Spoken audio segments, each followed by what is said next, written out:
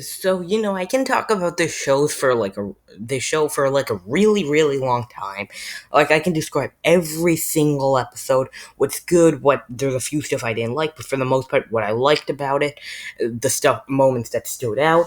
But at first I'm just gonna explain my simple premise with Superman and Lois. So I watched the premiere a day after it came out because then I didn't know how to watch live. So I watched it on the CW app and I loved it.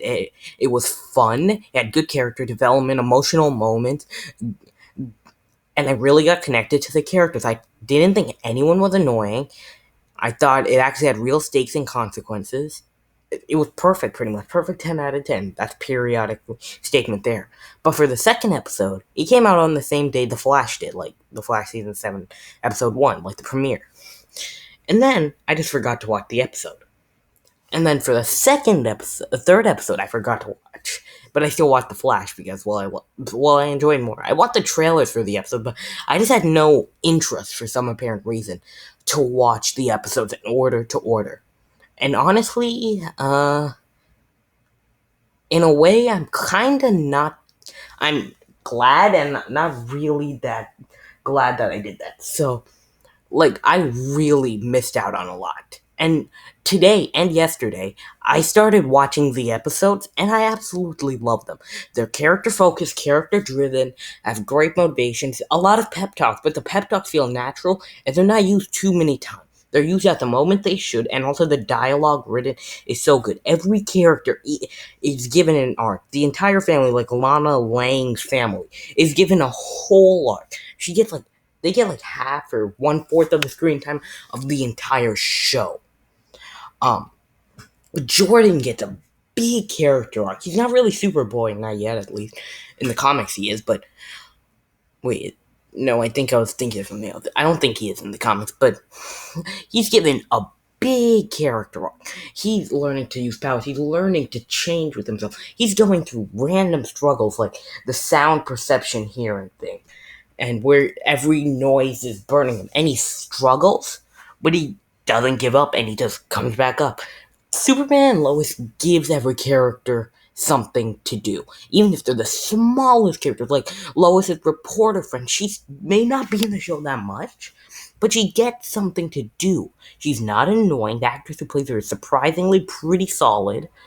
It's great. A Superman gets a lot of development, learning that he has to be different with his son. He shouldn't all be fathery, fathery, father. You can't use your powers to Jordan or something. And he's being so much nicer. And probably I think John Kent or Jonathan Kent, I think, is better than Jordan for two reasons. Number one, he doesn't have powers. He has to learn to cope with that. He doesn't have powers, and in his face, you could see a bit of greed. Maybe not too much, but you see a little bit. You see greed in him. You see him feeling bad for himself. You see life in his eye unfair. And seeing him deal with all this stuff is great. Even Lois gets in character. And the actress who plays her, I think it's Elizabeth Tulloch or something, is great. At first, I thought she was meh in Elseworlds, but in here she was great. She has great character moments. And when she shines, she shines. And just like what they did with Iris for the first half of season 7 and then they just gave up, she was a reporter and it was really engaging and really interesting to do. Just imagine this. In episode 3, Jordan gets one character moment. He wants to join football. Even with his powers, even with knowing this stuff, he doesn't care. And he goes recklessly to play football. He hated football. But here, surprisingly, he's in the mood to play it. And this is just to, you could say, get payback pretty much from these kids, these idiotic kids who kept bullying him pretty much. But soon enough, he learns from what he did was wrong. He shouldn't join football to bully the kids or something. He should join to bring back established connection. He said sorry for kissing Sarah and said it was wrong to that kid over there. I forgot. I don't think his name was ever mentioned, and if it was, I just don't think I remember it or was paying attention. But he says sorry. He understands characters, and he actually is pretty good at it, but that's mostly because of his powers. And there's a whole episode, I think it's an episode, I don't remember, but John feels pretty bad that he's not getting the role he should in football. Jordan even breaks his arm out of revenge when they defeat it.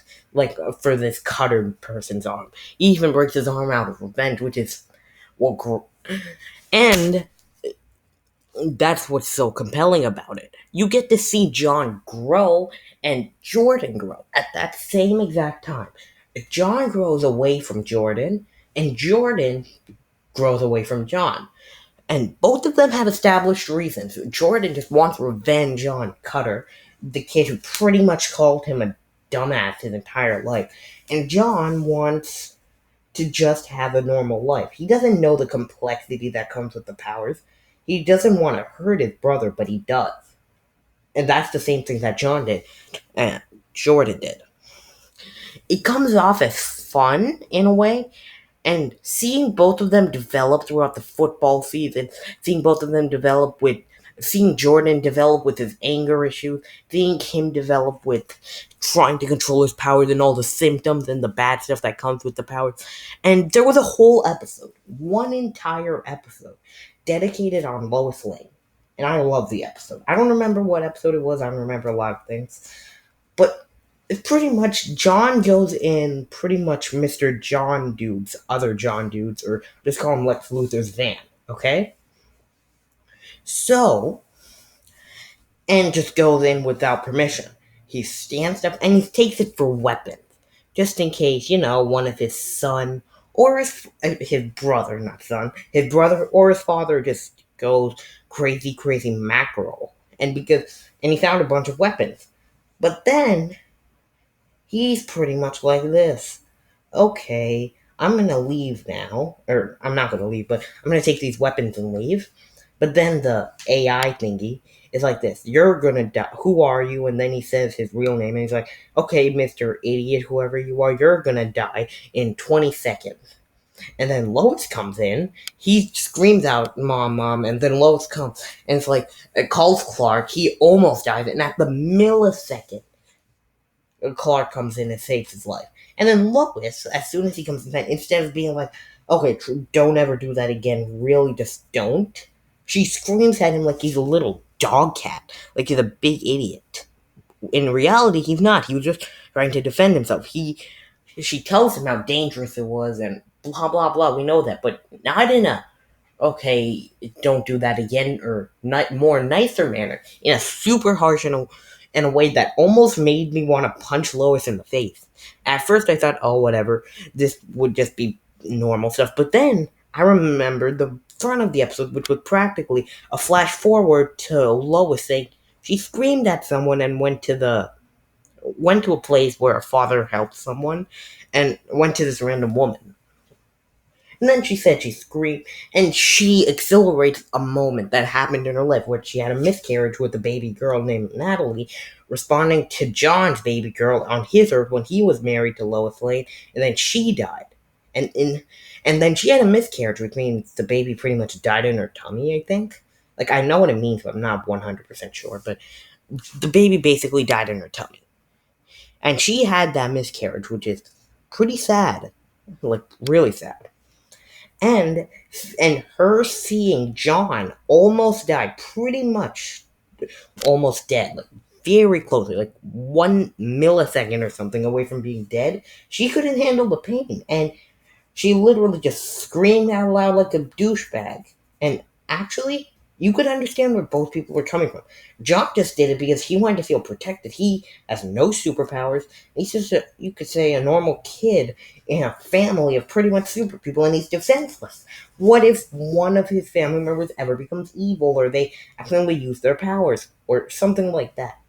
What should he do? Should he just be like this? You know what? I'm just gonna run and try and not take the blast, even though I'll probably die. And you can see where he's coming from, but at the same time, you can see where Lois is coming from, and even though it may sound selfish and stupid and harsh, then they add in the miscarriage part, and you understand it even more. And then at the end, they have a really good and emotional talk. Clark develops by, per se, learning how to be a better father. This thing does what no other Superman story did. Not Man of Steel wasn't even close. Man of Steel is a good movie, but the mischaracterization of Superman, making him so dark, so gritty, a person who just doesn't feel like he cares nearly as much. He may care, but not as much as Superman, is just dumb. I wish they made him way more lighthearted, but it's fine. I still like Man of Steel, but not as nearly as much as when I first watched it. But literally, Clark learns how to be a better father. He's all about to Jordan. Oh, you have to keep your power safe. You shouldn't go to school or something. You should be way more safe. You shouldn't play football. And with Jordan telling him stuff, it's not just pep talks. Ooh, Jordan does a pep talk here and there. That Clark's like, okay, maybe I should. No. Yeah, there are a few pep talks, but it doesn't immediately happen. A few times it does, but that's only with the villains. But it doesn't just directly happen in here, okay?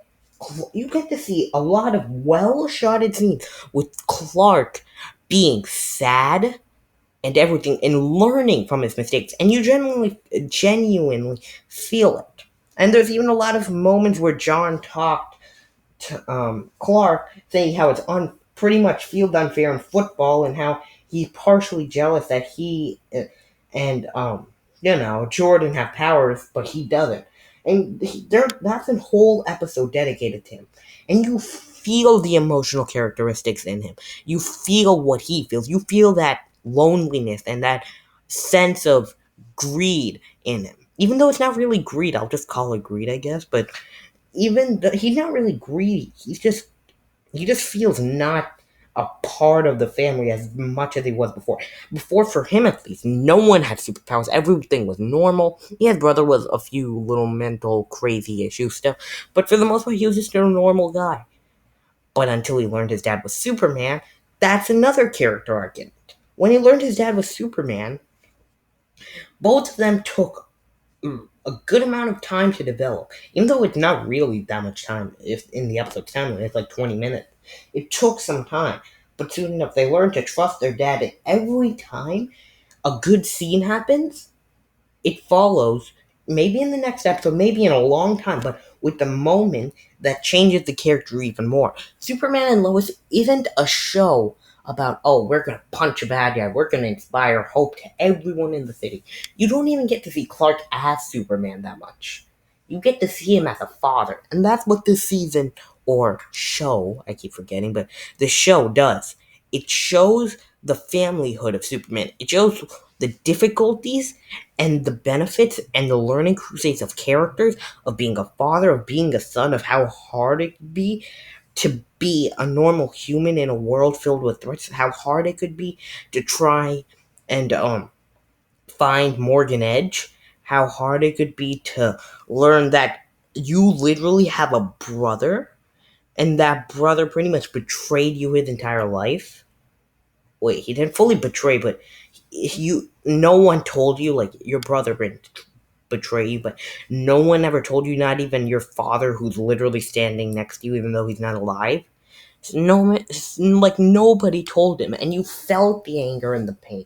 You feel what the show is trying to do. Every character feels, you understand where everyone is coming from, even if it's reckless, even if it's stupid. It's just like giving a villain a sympathetic motivation. If you make a villain, you have to give him a motivation. And if you can understand and feel for the villain, that's great. That's what a good villain does. And that's what in Superman and Lois. For the most part, you don't feel for the main villain, Morgan Edge. The person you feel for are the characters. So this is my video essay slash review slash why I love Superman and Lois and why I think it's pretty much a perfect show with a few issues here and there. So see you later in the next video.